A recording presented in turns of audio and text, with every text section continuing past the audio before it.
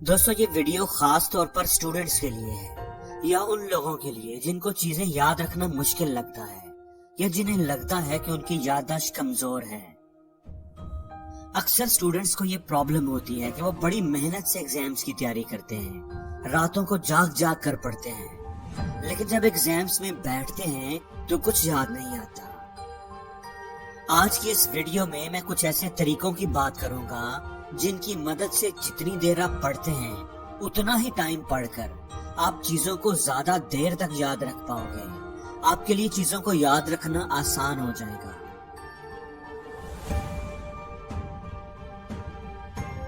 दोस्तों किसी भी इंफॉर्मेशन को हासिल करने के 3 कॉमन तरीके होते हैं। रीडिंग यानी पढ़कर, लिसनिंग यानी सुनकर और विजुअलाइजेशन यानी देखकर।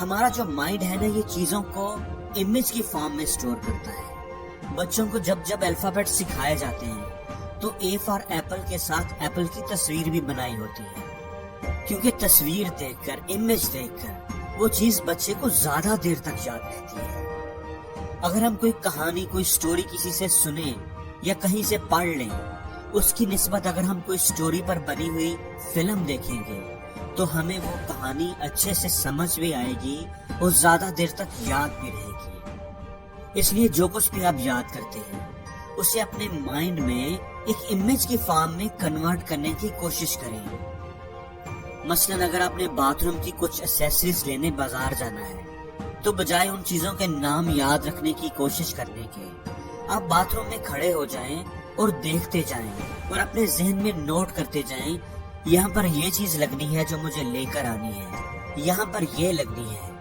इस तरह जब आप एक इमेज अपने माइंड में बना लेंगे तो वो चीजें आपको नहीं भूलेंगी। निमोनिक्स टेक्निक, ये चीजों को याद रखने की एक बड़ी ही जबरदस्त टेक्निक है। अगर कुछ वर्ड्स हैं जो आपको याद रखना मुश्किल हो रहा है तो आप उन वर्ड्स के पहले अल्फाबेट्स को लें और उनके साथ एक नया वर्ड बना लें। मसलन अगर आपने कुछ गेम्स के नाम याद रखने हैं, angry birds, candy crush, Minecraft, Pac-Man, अगर आपने इन चारों गेम्स का नाम याद रखना है तो आप इन चारों गेम्स का पहला अल्फाबेट लें और उनसे एक नया वर्ड बना लें। जैसे यहाँ पर हम बना लेते हैं कैंप। अब आप कैंप को याद रखेंगे तो गेम्स का नाम आपको इजीली याद रह जाएगा। आप इस टेक्निक को अपनी स्टडीज में या डेली लाइफ में भी इस्तेमाल कर सकते हैं।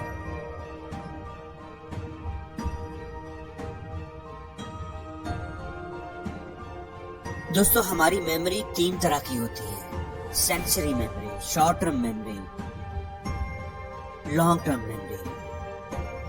जब भी हम किसी इंफॉर्मेशन को ऑब्जर्व करते हैं तो वो हमारी सेंसरी मेमोरी में आती है, और जब हम उसे याद कर लेते हैं तो वो हमारी शॉर्ट टर्म मेमोरी में शिफ्ट हो जाती है। और अगर हम उसे रिवाइज करते रहते हैं तो वो इंफॉर्मेशन हमारी लॉन्ग टर्म मेमोरी में चली जाती है।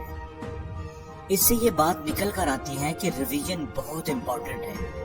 किसी भी इंफॉर्मेशन को आप जितना रिवाइज करेंगे उतनी ही अच्छी वो आपको याद हो जाएगी और ज्यादा देर तक याद भी रहेगी।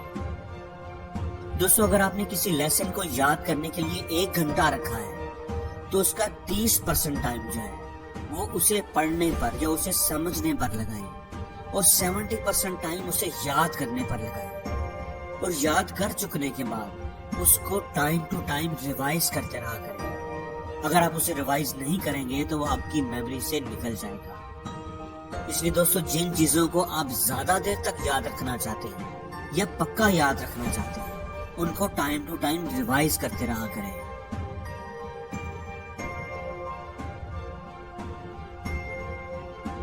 दोस्तों जब भी आप कोई टॉपिक स्टडी करते हैं या कोई लेक्चर सुनते हैं तो स्टडी कर लेने या सुन लेने के बाद आप बुक को क्लोज कर लें और अपने जहन में उस लेक्चर को रिकॉल करने की कोशिश करें कि आपने क्या पढ़ा या सुना है।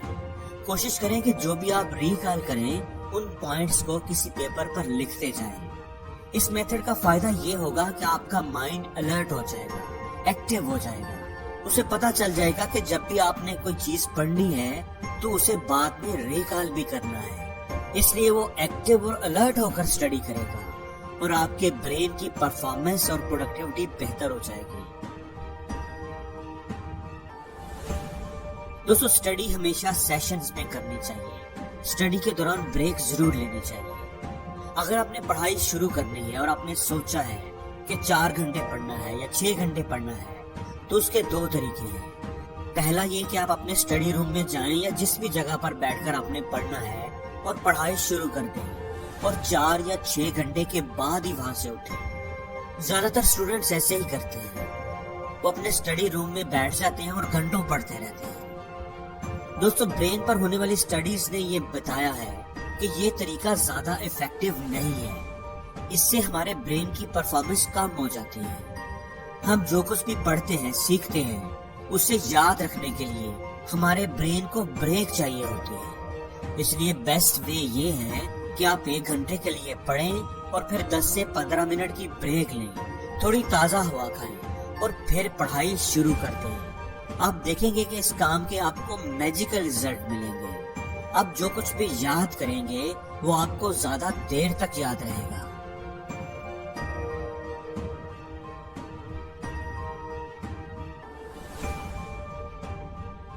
دوستو میموری کو, یاد رکھنے کی صلاحیت کو کیسے بہتر بنایا جا سکتا ہے, اس پر کئی سٹڈیز ہوتی رہتی ہیں. ایسی ہی ایک اسٹڈی میں اسٹوڈنٹس کو 2 گروپس میں ڈیوائیڈ کیا گیا اور انہیں کچھ یاد کرنے کے لیے دیا گیا. یاد کرنے کے بعد اسٹوڈنٹس کو بریک دی گئی. بریک میں ایک گروپ کے اسٹوڈنٹس کو سونے کے لیے کہا گیا اور دوسرے گروپ کے اسٹوڈنٹس جاگتے رہے. اسٹڈی میں دیکھا گیا کہ جو اسٹوڈنٹ سبق یاد کرنے کے بعد سو گئے, انہیں یاد کیا ہوا سبق زیادہ دیر تک یاد رہا. اس کی وجہ یہ ہے کہ ان کا ذہن کسی اور کام میں مصروف نہیں ہوا, ان کا دھیان کسی اور طرف نہیں گیا. اس لیے دوستو اسٹڈی کرنے کے دوران جو آپ بریکس لیتے ہیں, ان میں سوشل میڈیا پر یا ادھر ادھر کے کاموں پر ٹائم ضائع کرنے کی بجائے آپ سو جایا کریں.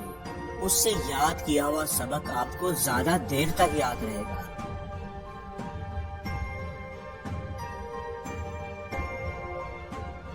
جب بھی آپ کوئی سبق یاد کرتے ہیں تو اس کے 2 طریقے ہوتے ہیں. پہلے یہ کہ اگر آپ نے 5 سوال یاد کرنے ہیں تو پہلے 1 سوال یاد کریں, پھر دوسرا, پھر تیسرا, اینڈ سو آن. دوسرا میتھڈ یہ ہے کہ آپ 1 سوال یاد کریں اور کسی کو سنائیں. اگر اس میں سے کوئی غلطی نکلے تو اسے دوبارہ یاد کریں اور پھر سنائیں جب تک کہ وہ کو اچھا یاد نہیں ہو جاتا.